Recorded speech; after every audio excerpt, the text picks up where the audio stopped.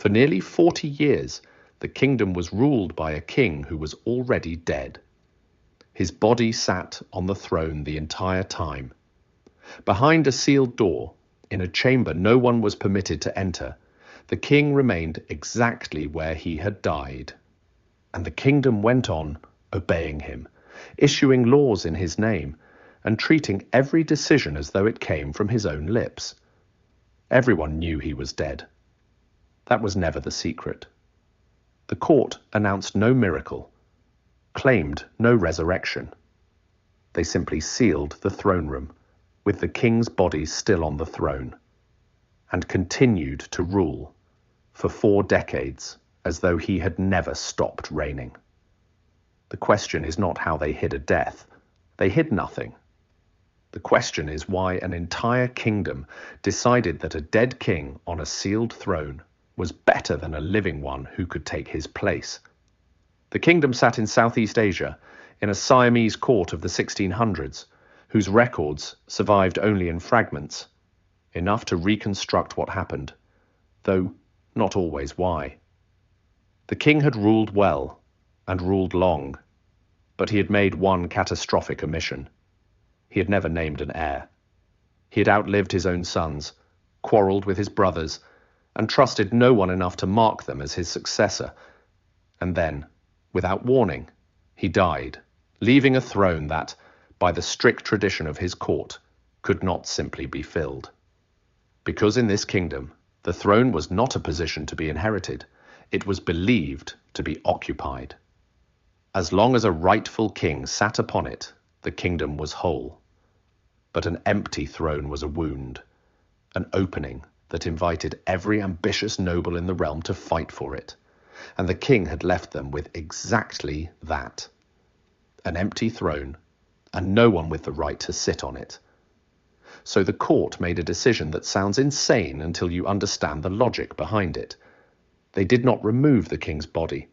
They left it on the throne, sealed the chamber, and declared that the king had merely withdrawn from public view to rule in seclusion. As long as his body remained, there was no vacancy and nothing for the nobles to fight over. The crown they might have raised armies for was already occupied, sealed away, still technically filled by the man they had all served. And it worked. The feared war of succession never came. But keeping that fiction alive required one chilling rule, and it is the rule that reveals how fragile the whole arrangement really was. No one was permitted to see the king, ever. Any official who requested an audience in the sealed chamber, who pressed too hard to lay eyes on the ruler issuing all these decrees, simply vanished from the court, removed, reassigned, or worse. The records note the disappearances without explaining them. The message beneath them is clear enough. The sealed door did not just hold a dead king. It held a secret the court would protect at any cost. Because the moment anyone confirmed aloud what everyone quietly knew, the illusion would collapse, and the war they had all been dreading would begin. So the kingdom lived inside a careful silence. Everyone knew. No one looked, and a dead king went on reigning, protected by a door no one dared to open. But a dead king cannot make decisions for 40 years. Someone was ruling in his name, and that raises the real mystery, the one the surviving records only partly answer.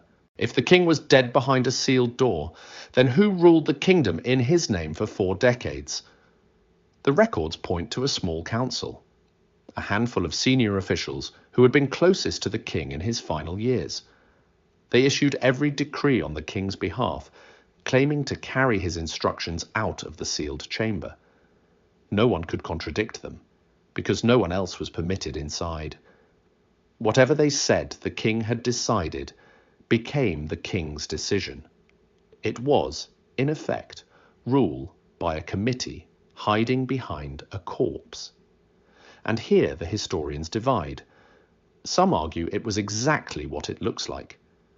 A cynical power grab, a group of officials who found a dead king far more convenient than a living one, because a dead king never disagrees.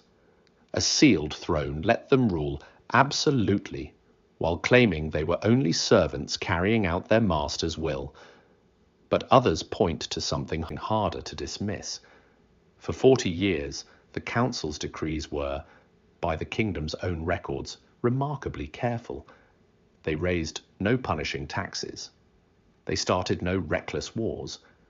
They governed as though genuinely afraid of doing anything the dead king would not have approved of, as if they truly believed they were accountable to the man behind the door. And that is the detail that unsettles historians most. Whether they believed it or not, they governed as if the king were watching. The arrangement ended, as these things do, with time. The council members grew old and died, one by one.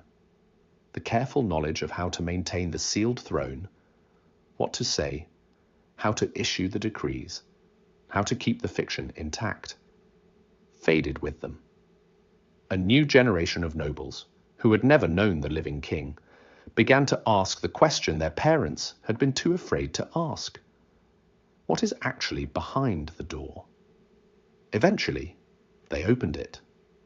The records describe what they found in a single careful line: the throne, the king, and 40 years of dust, a chamber untouched since the day it was sealed, and a kingdom that had been governed all that time by the memory of a man who could no longer object.